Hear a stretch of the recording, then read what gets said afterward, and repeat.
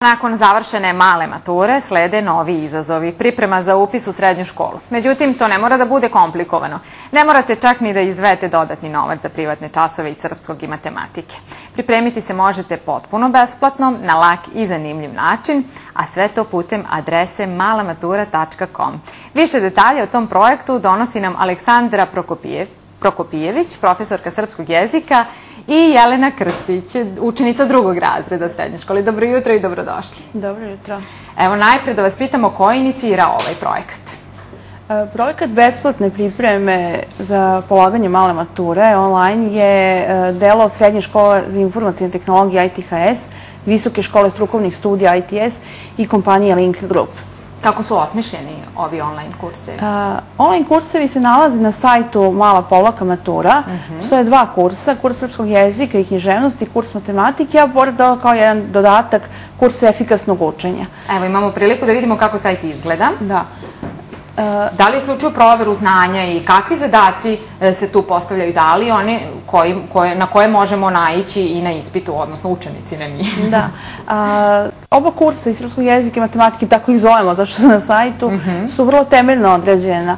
Sadrže sve lekcije iz osnovne škole. Uz svaku lekciju postoji test napredovanja, a za svaku oblast po oblasti ima test po toj oblasti. Pored toga postoje multimedijalni dodaci.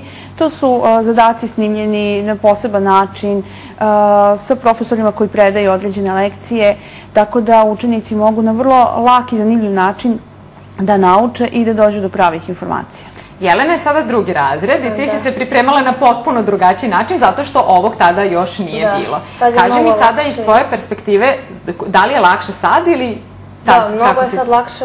Mnogo je preglednije sve napisano, imamo aplikaciju ovde za Android. Hoćeš nam pokazati? Dakle, to je također jedna novina. Da, to je najnovija stvar na sajtu. Aplikacije za Android telefone i operativni sistem Android i preko tablet uređaja. Jelena će vam pokazati kako se možete logovati. Preko sajta Mala matura. Dobro, evo sada imaju gledalci priliku da vide kako to izgleda.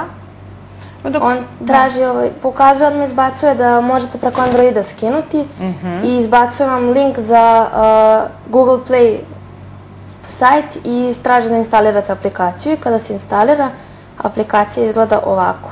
Odmah nam izbacuje za prijavu, ovdje ima korisničko ime i ovako. Prijavite se. Da, imaju kursevi, srpski jezik i sve vam je ispisano kao i na sajtu, čak i mnogo preglednije jer je u bojama odvojeno i evo građane reči. Ono što je zanimljivo da mi već imamo nekoliko stotina korisnika ove aplikacije i da je za samo nekoliko dana ova aplikacija došla na prvo mesto Google Play liste u ovom regionu u kategoriji edukacije. A šta kažu roditelji? Ipak je to za njih nešto potpuno novo, nešto što u njihovo vreme nije bilo.